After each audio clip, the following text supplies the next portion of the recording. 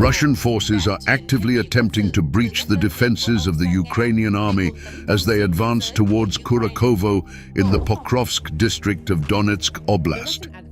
This information has been confirmed by Orest Galovski, spokesman for the 79th Independent Air Assault Brigade of Ukraine. He emphasized the enemy's clear intentions. Following the capture of Vuhledar, the Russian army aims to advance towards Kurakhovo. To facilitate this plan, they are deploying significant resources to overcome the defenses of the 79th Brigade, particularly in the vicinity of Konstantinovka. In October, this area experienced two large-scale attacks. Galovski noted that the Russian army is not hesitant to utilize heavy equipment and conduct coordinated assaults. On October 1st, occupying forces deployed 19 armored vehicles, followed by another 10 on October 3rd. Nevertheless, Ukrainian airborne forces effectively counterattacked, destroying 7 tanks and 6 armored fighting vehicles, resulting in the deaths of 20 Russian servicemen and injuries to more than 20 others. However, the Russian forces appear to be intensifying their attacks, compelling Ukrainian forces to exert every effort to thwart these plans and inflict significant losses on the enemy. The current situation, according to the 79th Brigade spokesman, is extremely tense. Each attack reportedly has resulted in the destruction of up to 10 enemy armored units. The area surrounding Konstantinovka, where Ukrainian airborne forces are operating, has become a significant site of losses for Russian armored units. Aerial imagery indicates extensive destruction, with hundreds of tanks and military equipment burnt. Ukrainian military expert Alexander Musenko noted that the Russian army currently possesses a tactical advantage in the Vuhledar region, forcing Ukrainian forces to retreat. He predicted that the enemy will attempt to seize strategic heights, compelling Ukrainian defenders to withdraw to more fortified positions.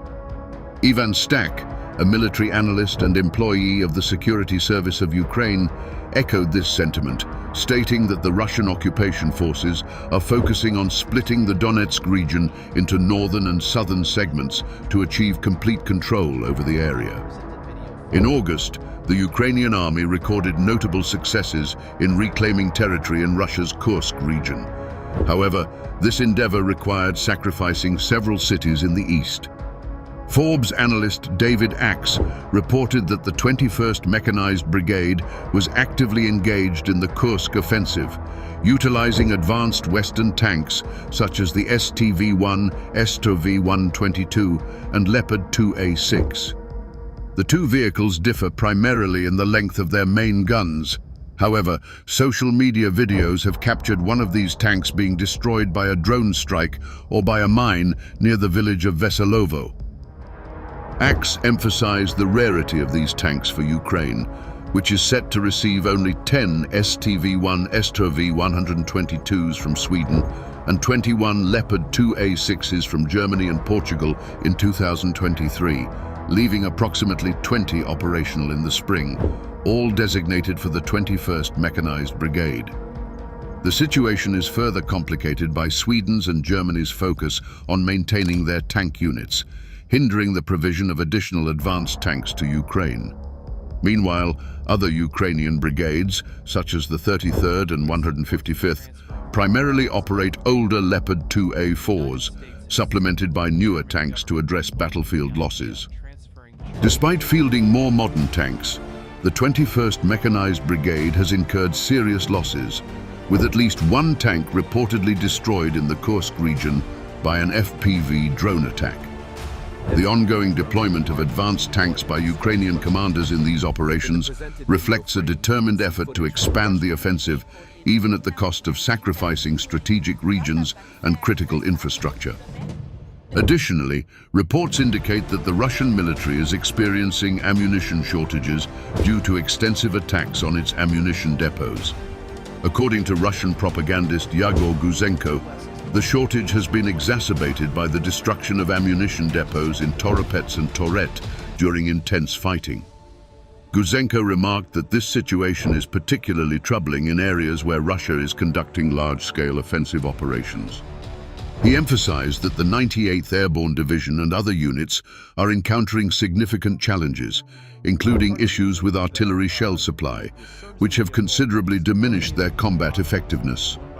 Despite these obstacles, the Russian military has been compelled to conduct assaults on Ukrainian positions without sufficient artillery support. Guzenko suggested potential deficiencies in the Russian command structure, echoing concerns previously raised by Yevgeny Prigozhin, head of the Wagner Group, last year. Guzenko clarified that while certain ammunition depots have been destroyed, this does not imply that Russia's manufacturing facilities have ceased operations. They continue to function at high capacity.